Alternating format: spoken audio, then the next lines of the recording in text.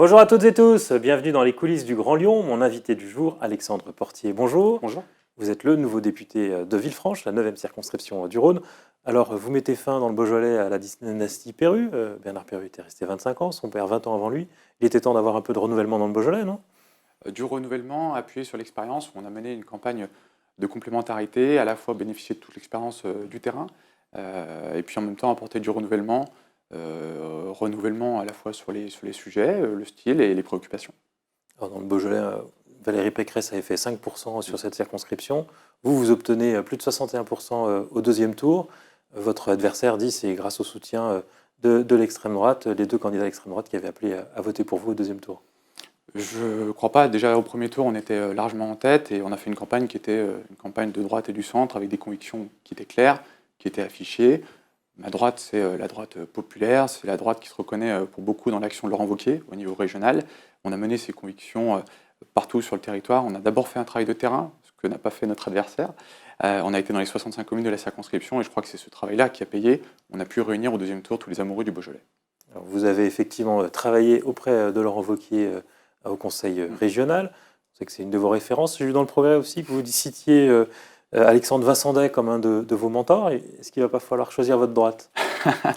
Alors, ma droite, elle est assez claire. Comme je le disais, c'est une droite populaire. J'ai du respect pour tous les parlementaires et tous les élus du département. Je crois que ce qui compte, c'est d'abord le travail d'équipe. La droite refermée, repliée sur elle-même, toute seule dans son coin, ça ne marche pas. On a gagné sur l'unité et le rassemblement dans le Beaujolais, avec à la fois des centristes, des gens de droite, des gens qui étaient un peu plus à ma droite, mais qui voulaient d'abord défendre ce territoire. Cette unité-là, elle est fondamentale, et dans le Beaujolais, quand on est unis, on gagne. C'est ça que j'ai défendu, et c'est ça que je défendrai pendant 5 ans. Alors, vous arrivez à l'Assemblée nationale dans une situation qui est inédite, en tout cas qu'on n'avait pas vécue depuis un certain temps, une majorité relative. Jusqu'où vous êtes prêt à travailler avec le gouvernement? J'ai défendu une position qui était claire pendant la campagne, donc je ne vais pas en changer maintenant. Tout ce qui est dans l'intérêt du territoire que je représente, le Beaujolais, et dans l'intérêt du pays, je vote. Tout ce qui est au contraire est néfaste et qui est contraire à l'intérêt de la France et du Beaujolais, je m'y oppose. Opposition, évidemment, c'était clair dès le départ, mais opposition exigeante et constructive. Tout ce qui peut faire avancer notre pays, je le vote volontiers. Alors, traditionnellement, quand on s'oppose, on va voter contre la confiance du Premier ministre, on va voter les motions de censure notamment, on va voter contre les budgets. Si c'est ce qui se passe dans la prochaine Assemblée, ils ne seront tout simplement pas adoptés. Est-ce que vous pourrez adopter des positions plus constructives? C'est projet par projet qu'on doit travailler. Ce qui est intéressant et passionnant dans le mandat qui s'ouvre, c'est qu'il va redonner toutes ces lettres de noblesse au travail parlementaire. On sort de la verticalité macronienne, jupitérienne, et on va rentrer dans un travail parlementaire beaucoup plus collégial, ce qui est fidèle à l'esprit du Parlement. On va pouvoir travailler dossier par dossier et arriver, je l'espère, à des consensus, des compromis sur les grands sujets qui nous préoccupent. J'ai mis un certain nombre de propositions et d'engagements dans mes documents de campagne. Je tiens à les mener et à les défendre à l'Assemblée. Si le gouvernement est capable d'entendre ces propositions, on votera ensemble. Alors, dans les questions de la semaine, il y aura le choix de la présidente de l'Assemblée nationale. La candidate du gouvernement de la majorité serait Yaël Braun-Pivet. Est-ce que vous pourriez voter pour elle? Permettre son élection? Pour l'instant, je ne suis pas sûr. Pour l'instant, je ne suis pas sûr. Je ne me reconnais pas dans le programme d'Emmanuel Macron aujourd'hui et j'ai du mal à voir où il veut aller. Le grand problème avec Emmanuel Macron, c'est qu'il tourne beaucoup, un peu comme les éoliennes. Prends le sujet du nucléaire, par exemple, un coup c'est oui, un coup c'est non. Moi, j'ai besoin de savoir avec qui on signe aujourd'hui. La première ministre Elisabeth Borne fera son discours de politique générale. Peut-être qu'elle demandera un vote de confiance. C'est la grande question. Mais est-ce que vous pourriez voter cette confiance-là ou au moins vous abstenir pour empêcher de renverser le gouvernement? La question est la même et la réponse un peu la même. Elisabeth Borne n'est pas tout à fait au centre droit grâce auquel Emmanuel Macron a été élu, un peu comme le ministre de l'Éducation nationale. Donc je ne me reconnais pas tout à fait ni dans ses orientations ni dans son programme. Donc pour voter pour la confiance au gouvernement, il faudrait qu'il change le gouvernement. Il faudrait qu'ils nous expliquent ce qu'ils veulent faire et quelle confiance on doit leur accorder. S'il n'y a pas de vote de la confiance, il pourrait y avoir une motion de censure présentée par les Insoumis. Vous pourriez associer votre voix au Rassemblement national, aux Insoumis, pour faire passer une motion de censure? Aujourd'hui, il y a peu de chance. Autre sujet de la semaine, ça va être la présidence de la commission des finances. Je crois que c'est une commission sur laquelle vous entendez siéger aussi. Le débat, c'est de savoir est-ce qu'elle va aller plutôt du côté du Rassemblement national, des Insoumis. Quelle est votre préférence? Pour tout vous dire, aucun des deux. Il y a des discussions qui sont menées entre les groupes à Paris. Je ne suis pas dans le secret des dieux. Il faut laisser les groupes en discuter. La commission des finances elle a un rôle central à jouer, évidemment, à l'Assemblée. Elle dispose de pouvoirs qui sont importants.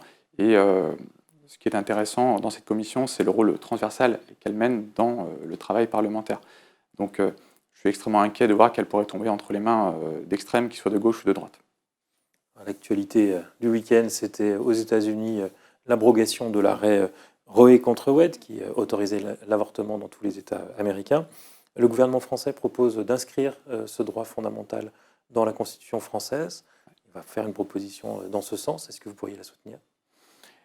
Je pense qu'il ne faut pas qu'on transpose la situation américaine en France. Les débats américains ont toujours leur particularité, avec à la fois une violence, une force qu'on ne retrouve pas en France. Ceci étant... On a des fois l'impression que les débats américains anticipent ceux qu'on a en France d'une dizaine d'années. Ça, je vous l'accorde. Ce qu'il faut, c'est qu'on voit aujourd'hui, si la question se pose en France, c'est une liberté fondamentale, c'est un droit fondamental auquel les femmes sont attachées, et même au-delà des femmes, je crois, la population française. Il va y avoir un débat parlementaire pour en discuter. S'il est nécessaire d'apporter des garanties supplémentaires, évidemment, j'y souscris. Et s'il y avait, par exemple, un référendum pour l'adopter, ce serait pour être une bonne solution ou vous vous en méfiez ? Je ne sais pas s'il faut un référendum. L'Assemblée est capable, avec le Sénat, de travailler sur ces sujets-là. Pour l'instant, on ne connaît pas le contenu des propositions qui sont faites ni par NUPES ni par En Marche. Donc laissons le débat parlementaire avoir lieu et ensuite on pourra en décider. Ce qu'on entend d'autres positions, c'est que vous êtes pour sécuriser le droit à l'avortement, mais vous considérez qu'il n'y a pas forcément de danger, donc ce n'est pas forcément une priorité. Je ne sais pas s'il y a un danger aujourd'hui. Moi, en termes de méthode, j'ai une approche qui est assez simple. J'ai été élu en allant au contact des habitants de mon territoire. Je vais leur poser la question cette semaine et puis en discuter avec eux. Ce qui m'intéresse, c'est de recueillir leurs avis. J'ai déjà commencé à recevoir des messages sur le sujet. J'ai envie d'écouter la population, les habitants du Beaujolais-Val-de-Saône. Si collectivement on estime qu'il faut renforcer les protections, parce que c'est important en termes de liberté fondamentale, évidemment que je souscrirai à ces positions-là. Mais laissons d'abord les débats publics avoir lieu.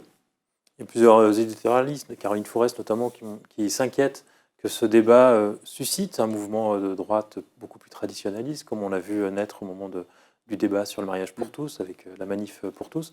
Est-ce que ça pourrait être un risque qui vous rend un petit peu prudent aujourd'hui pour aller soutenir cette proposition ? Je suis toujours méfiant quand on met des étiquettes comme ça, droite traditionnaliste, je ne sais pas trop ce que ça veut dire. Il y a des gens qui défendent des convictions, il y a des gens qui défendent des droits. On doit pouvoir débattre en France de manière respectueuse des uns des autres et des droits des uns et des autres. Je ne fais pas partie de ceux qui considèrent que quand on accorde des droits à certains, on en enlève forcément aux autres. Mais on n'est pas non plus obligé de tomber toujours dans l'invective, dans la critique. On doit pouvoir respecter l'opinion des uns des autres. Le rôle d'un député et le rôle d'un élu, c'est de rassembler, de fédérer dans une société qui est aujourd'hui éclatée. On le voit à l'Assemblée, on a un gouvernement et un président de la République qui ont provoqué l'éclatement aujourd'hui de notre pays. Ça se traduit par une Assemblée qui est elle-même éclatée. La proportionnelle qu'on nous a promis pendant des années, on la voit et on voit combien c'est compliqué à gérer. Moi, je ne suis pas là pour jeter de l'huile sur le feu, je suis là pour discuter, écouter et construire. Un mot sur votre parcours. Vous avez été formé à l'Institut catholique de Paris en philosophie, puis passé par Sciences Po, par l'ENS, vous êtes prof de philo. Mais quelles valeurs allez-vous défendre à l'Assemblée nationale ? Des valeurs qui sont celles de mon parcours. Au-delà des études, les valeurs, elles se construisent d'abord dans les expériences, dans l'ancrage familial. Je suis fils d'artisan et de commerçant du Beaujolais.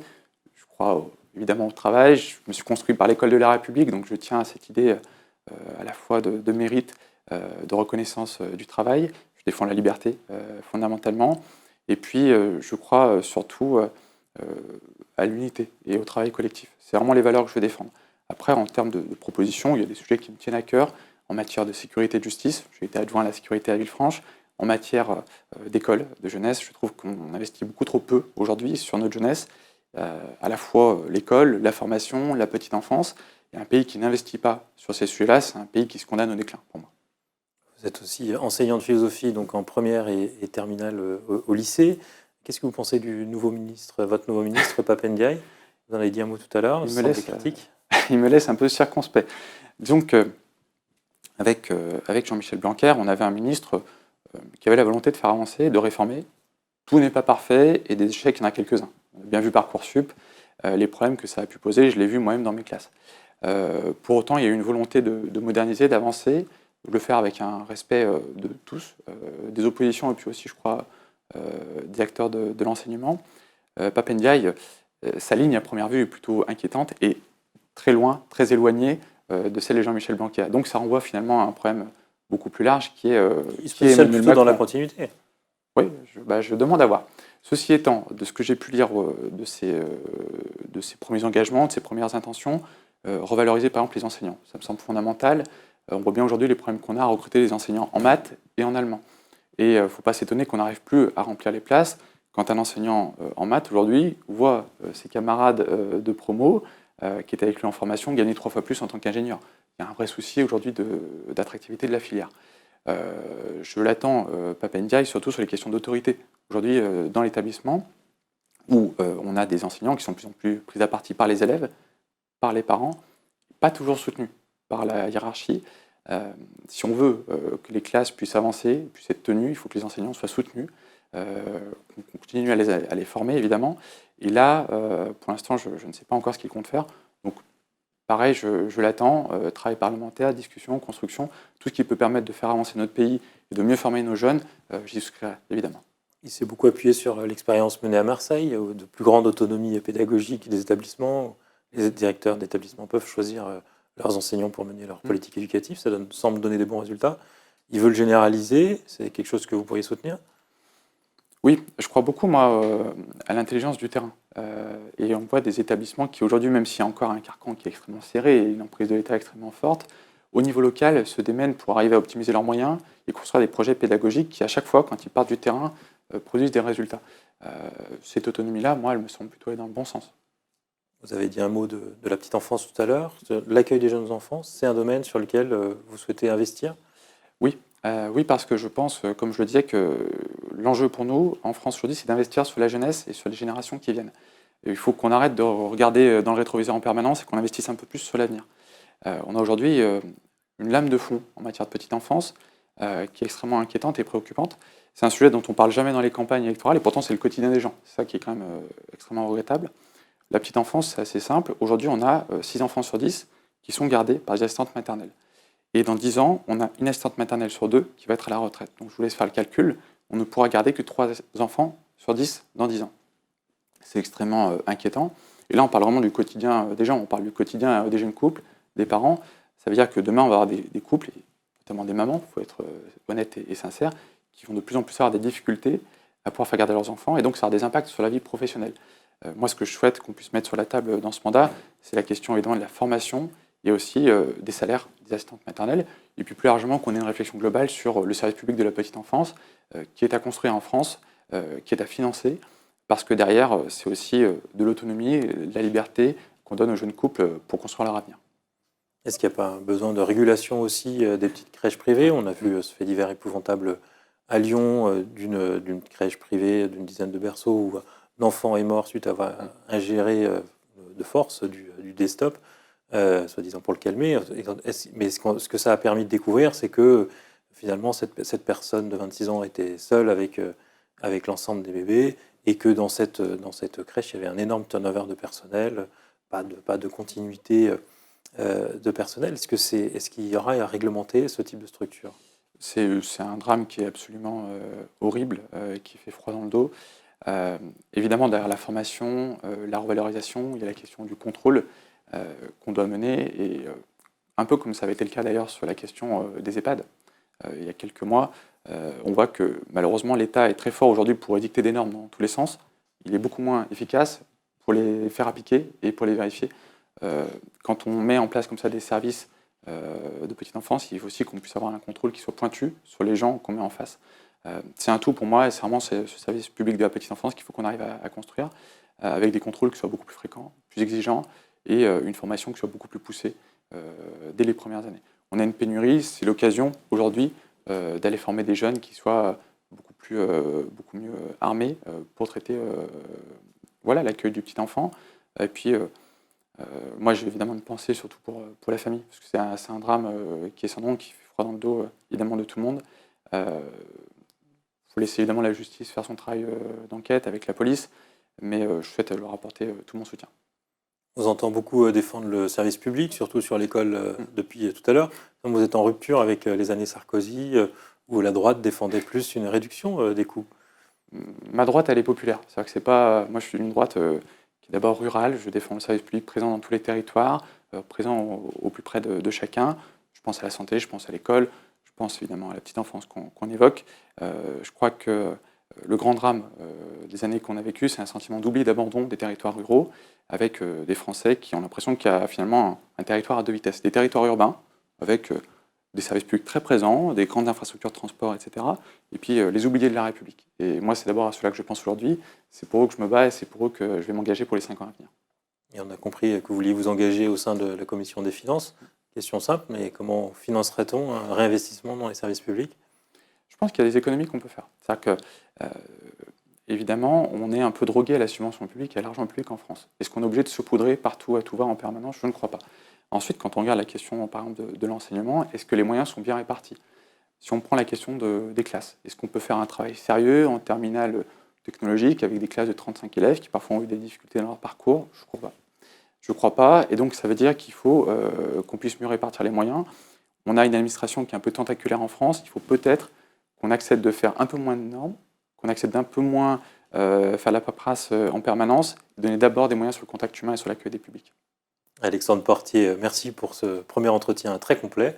Et puis moi, je vous dis à demain pour une nouvelle émission des coulisses du Grand Lyon.